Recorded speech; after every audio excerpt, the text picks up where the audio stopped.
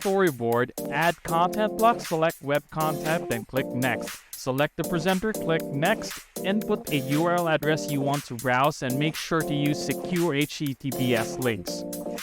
Go back to your storyboard, then play the web content block.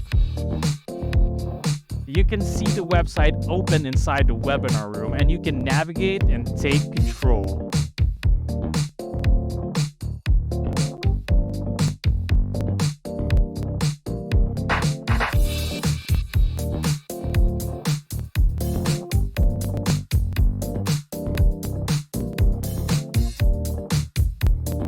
Let's take a look at the attendees' perspective. They can freely navigate and take control as well. And what's very convenient, you don't need to ask them to open another web browser or another tab.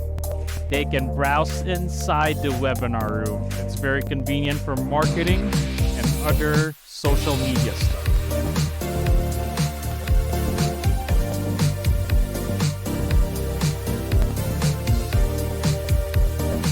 Thank you very much.